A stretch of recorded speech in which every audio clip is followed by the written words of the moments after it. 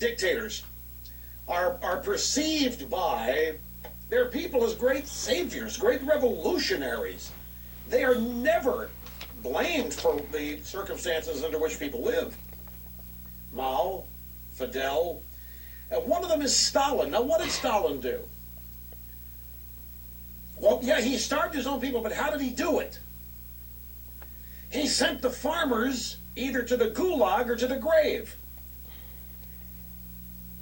There was no means of production. It wasn't that there was a shortage of food, is that there was no means to produce it. He literally found ways to get rid of all the farmers. Of course, that's my whole point. He had a compliant press. You got a guy in the New York Times named Walter Duranty who won a Pulitzer Prize, or maybe a Nobel, I forget what it was back then. Walter Duranty wrote a piece talking about the great humanity of Stalin in trying to save his people. But it was Stalin, the farmers, the kulaks or tulaks, whatever, having a metal block in their name, but he either put them in jail or killed them. They went to the grave. There was no means, there was nobody to produce food. People died. Big famine.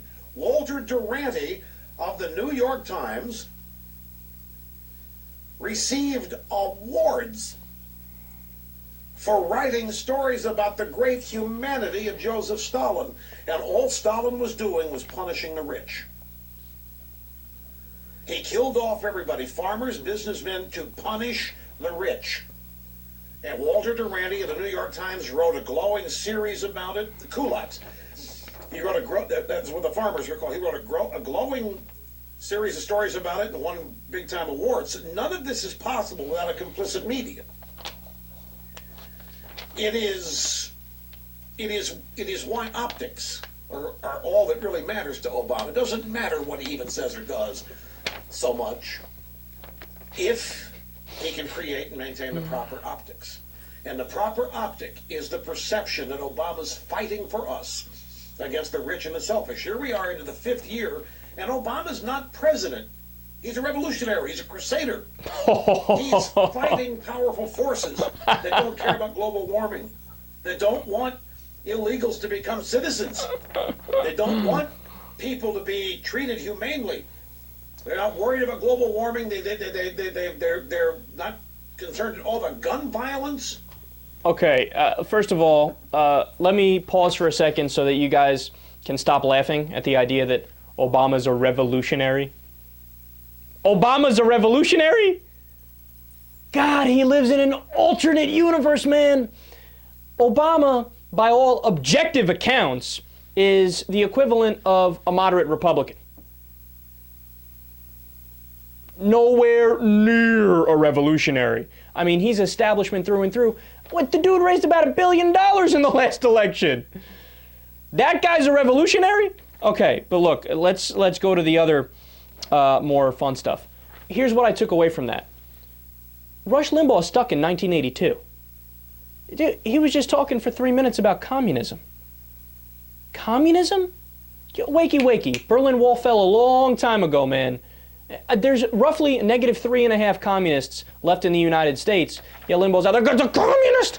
Oh, the communists are so bad. It's unbelievable that he's still talking about that. And then he was doing this thing about how, somebody in the New York Times had liked Stalin, right? First of all, I don't know if that's true, right? I've learned to never, ever take anything Rush Limbaugh says and just assume that it's right. You always have to assume the opposite, right?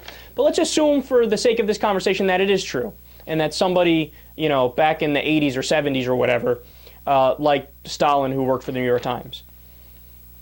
And what does that mean? I mean, I got news for you. We were allies with Hitler at one point before he went crazy, right? I mean, you can't predict how nuts somebody's going to go. And what does that have to do with Obama anyway? All right, so some guy who worked at the New York Times liked Stalin, therefore, God, Obama's such an asshole. And then he tries to make the parallel of, no, here's the thing. The problem is that the media is complicit with Barack Obama. Look, just off the top of my head, when I heard this clip originally, I just jotted down a couple things.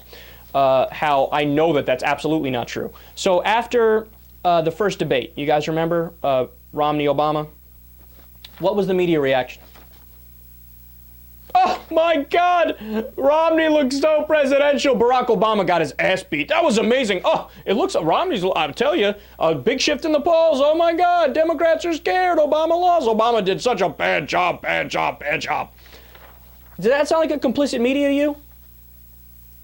Now, here's another question. With an actual dictator, so let's say North Korea, for whatever reason, had an election and it was Kim Jong-un versus some poor schmuck.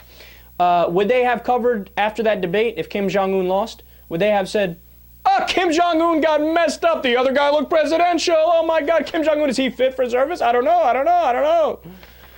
No, they can't do that.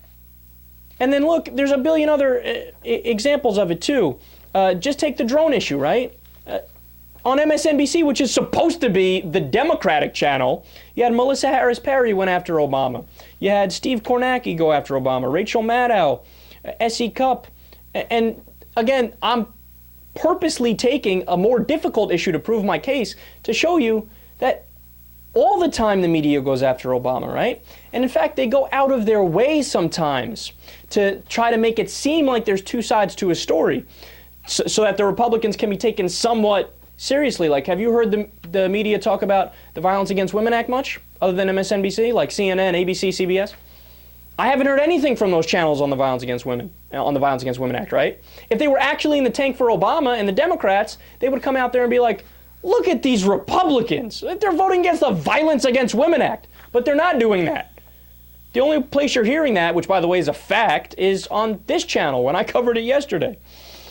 So, look, just the fact that Rush Limbaugh, and this is the trick that Limbaugh does, Fox News does all the time, is they play the word game, the word association game. So you'll hear him say, oh, Stalin, Mao, Hitler, dictator, and repeat that 43 times, and you don't even need to make a direct connection, but then just throw in Obama at some point. You know, Mao, Obama, Stalin, Obama, Hitler, Obama, and say it over and over and over and over and over and over, and it starts to get drilled into the heads of the not so bright people, and they'll make the connection for you if you don't draw it out specifically, and they'll go, oh, look at this.